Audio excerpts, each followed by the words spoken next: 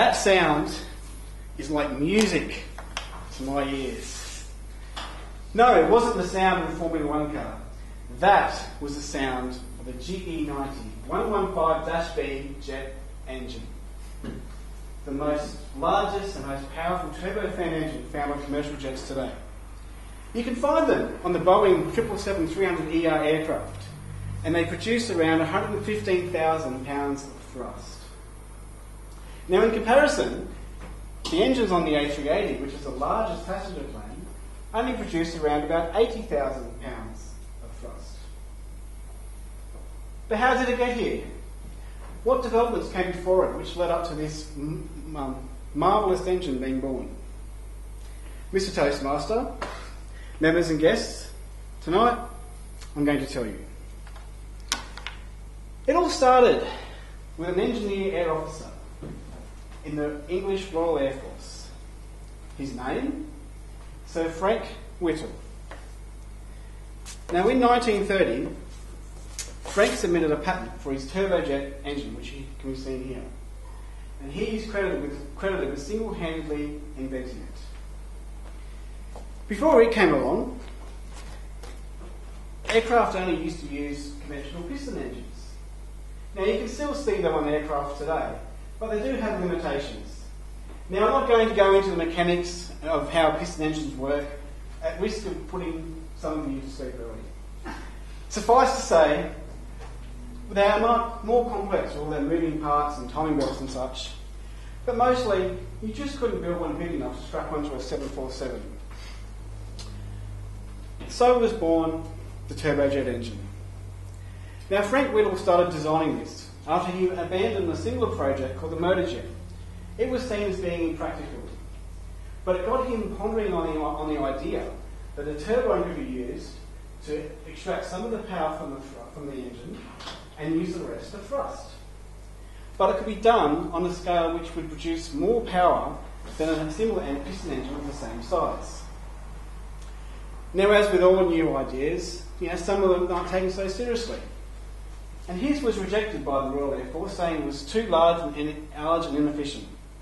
And so he was able to maintain the design rights to this engine and go on to developing it himself, which he did. And as you all know, it proved to work out. So how does his turbojet engine work? Now, I have thrown around a few words tonight like turbofan and turbojet, so let's try and clear up some confusion. Frank Whittle engine was a turbojet. Now, this is a type of jet engine in itself, and there are a few others to name, like turboprops, scramjets, ramjets. And Frank's engine was using a turbine to produce the power, but not all jet engines have a turbine or even an air intake. Still confused? Well, let's try and work through it. Frank's turbojet engine is pictured here in this diagram. Now, it's very simple, you see. The first stage, a fan draws in large volumes of air into the engine. This is known as the suck stage. From there, the air is compressed and squeezed through into the engine, known as the squeeze stage. The compressed air is now blown into the compression chamber where fuel is added to it, and it is ignited with a big bang. Finally, the air and all the hot gases are pushed out the back from the turbine and blown out as thrust. Suck, squeeze, bang, blow. And the turbine is used to power the fan at the front, which then turns to draw more air in to start the cycle again. But hang on, the last stage of the cycle is used to power the first stage of the cycle. So how does the first cycle even start? It's a lot like the chicken and the egg syndrome, isn't it? Well, to put it easy, to start a jet engine, all you need is compressed air and a power source.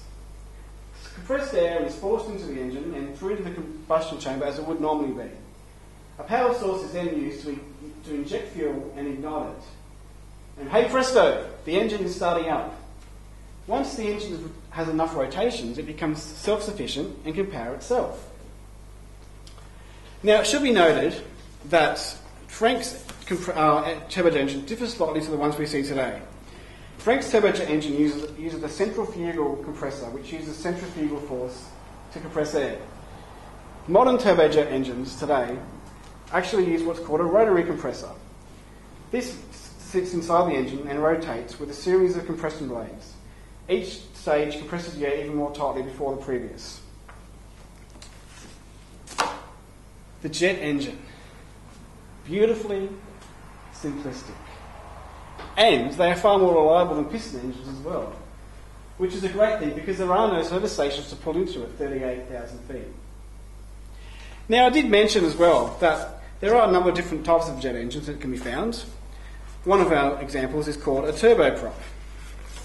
This engine can't produce as much thrust as a turbojet can, so instead the thrust is used to power a shaft which is connected to a geared propeller. These sorts of engines can be found on regional jets today. We also have scramjets.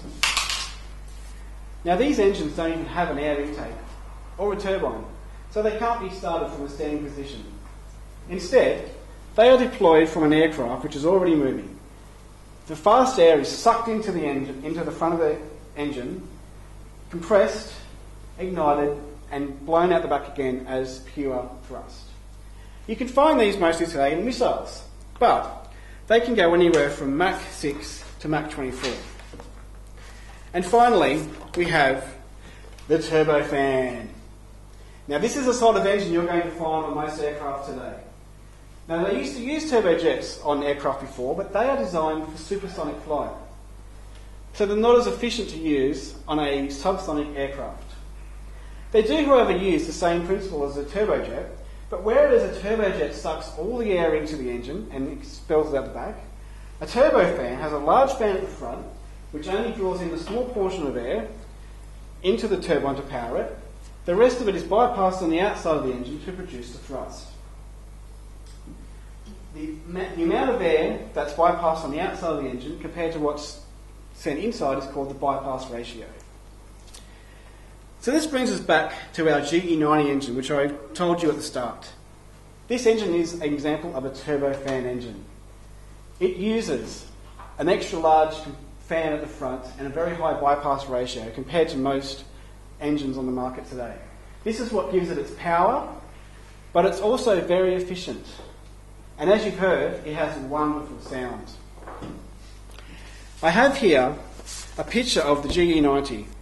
As you can see from this picture, you can get a bit of an idea of the size of this thing. It has a 3.25 metre diameter fan, and it's nearly as round as a 737. Now, in fact, when this engine was being developed, it was able to power a 747 by itself during the cruise stage. Now, I can tell you, I've been on many planes where I have one of these sitting outside my window, and I'm always in awe of them. Now tonight, I've also given you another treat. I've brought along some scale models to show you. This is going to give you an idea of the size of the GE90 engine. Here we have a typical 747. It already has 4 large engines. But as you can see, the GE90, which is attached to our 777, there really is no comparison in size. And I'll pass this around for you to look at. So I hope you've enjoyed my little history lesson tonight on jet engines. And next time you're at the airport or going off to Bangkok, you may hear these engines and their takeoff sound and their almighty roar. And you will know then how they are working and be amazed. They truly are a modern marvel of the 20th century. Mr. Toastmaster.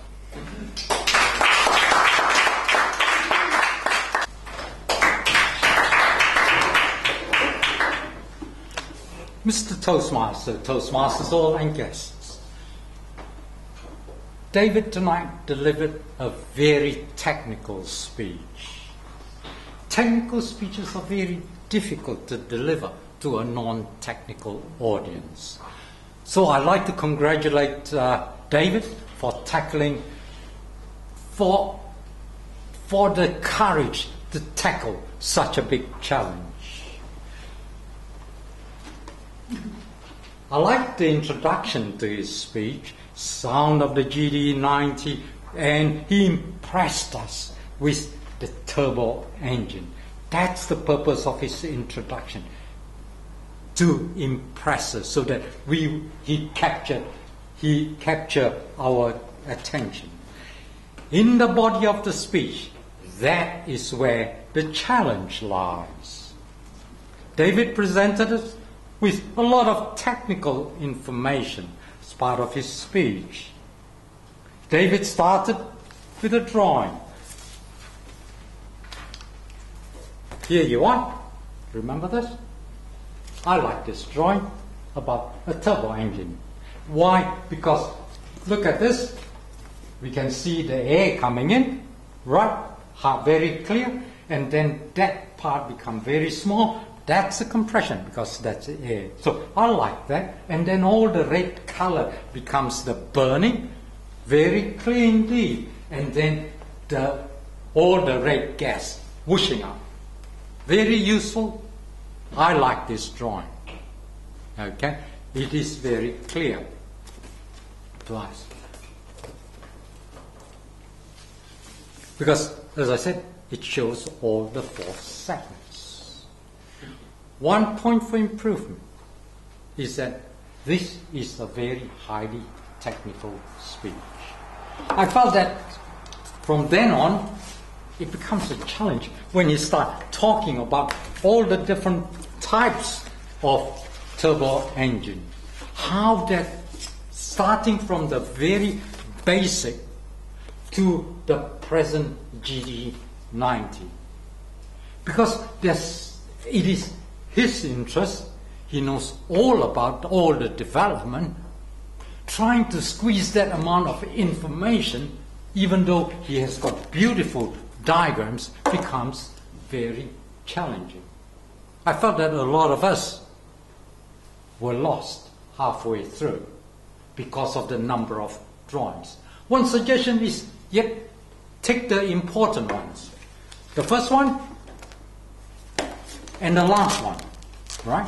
The one that he really wanted to present. And then show one intermediate one. If he has done that and dropped a number of the steps, the audience wouldn't know that he had missed a number of steps. So it would be useful. Then it becomes a lot easier for the audience to understand. Otherwise, I like the drawings. Why? Because it has got very visible colors that actually represent something. The colors actually give us that feeling. All right, I heard that being topic being an evaluation of visual aids. I think the visual aids was very well done indeed. Congratulations.